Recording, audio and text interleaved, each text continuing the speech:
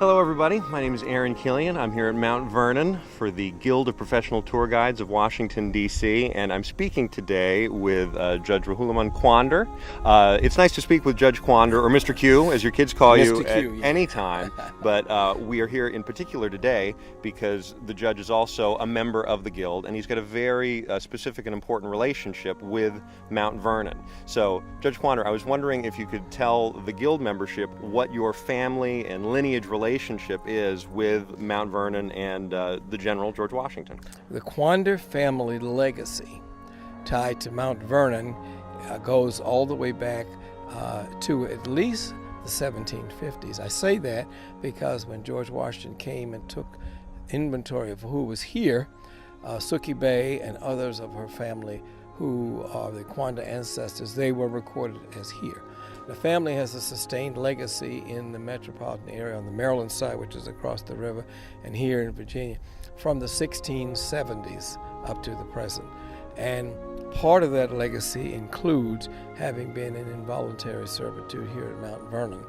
And when George Washington's will was fully implemented in 1801, his 1799 will, those Quander ancestors that were here were freed, but they stayed in the area. African Americans have been running this place for a long time. My cousin Jay Quander just left recently. He was the director of food service here. My cousin Gladys Quander Tansel, may she rest in peace. For 35 years, she was the first African American tour guide. She started out in domestic service, and I've had a working relationship. The exhibit now, Lives Bound Together, Slavery at George Washington's Mount Vernon. When we started talking about that, I think that was 2013, might have been 14. I'm a consultant on that exhibit. So we wanted to make sure that we told the story of the men and women who were enslaved here, but tell their story from their perspective. So that exhibit focuses on those who were enslaved.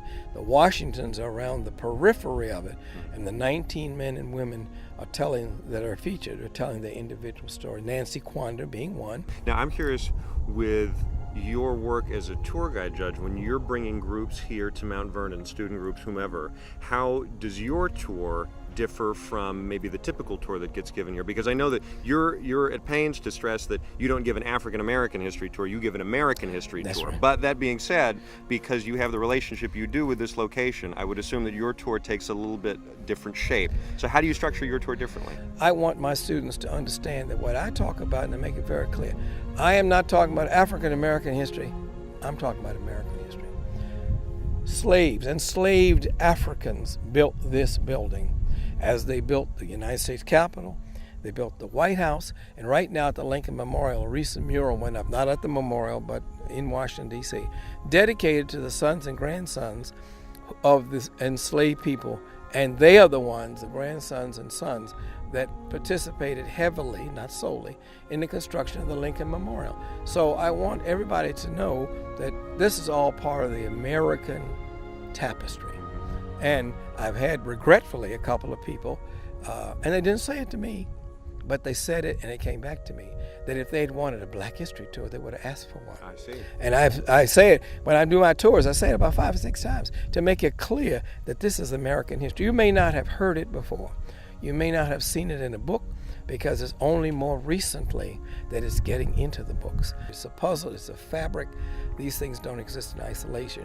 So coming here is important for everyone to understand that George Washington, the father of our country, although yes, he was an enslaver, he did own slaves, he had an attitude that was far ahead of those of his contemporaries like Thomas Jefferson and some of the others that were from his time frame. He tried to get them to free their enslaved people, and they would not. He endeavored and decided to free his upon death.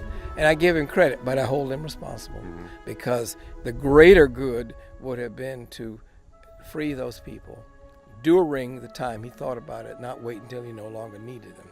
But freedom nonetheless. So the judge and I right now, we're at the Slave Memorial here at Mount Vernon. It's in the same vicinity and on top of the slave burial ground. It's estimated that in excess of 150 grave sites for slaves, people that were held in bondage here at Mount Vernon on this ground where we stand now. And also, your family's oral tradition would indicate that perhaps 3 of your ancestors buried in this area as well. Is that correct? Well, you said 3, but the oral history says perhaps 5. Oh, really? Okay. But at any rate, yes. It is important for people to understand that George Washington was buried just a few feet from here, and Lady Washington, that they are not the only ones.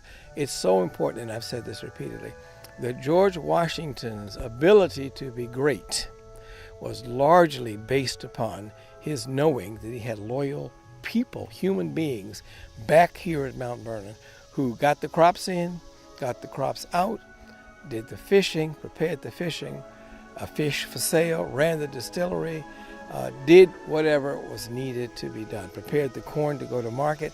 All of these are necessary components of what it took so that the father of our country could go off to Trenton, Monmouth, and every other place that he had to go to get to the point where Cornwallis had to surrender in 1781. It was a hard-fought battle. The outcome was uncertain, but part of it is to understand that the fathers and the mothers of our nation are on the turf where we stand. These great people got to be great because they had people behind them who made them so, or freed them up to do, to think, to invent, to write, to communicate, to hold tea and salons with the Marquis de Lafayette, because they didn't have to be out there pushing a plow behind the oxen or feeding the chicken and slapping the hogs. This is all nation building. So the people who died and lived here and died, they too are the fathers and the mothers. They too are the founders of this great nation.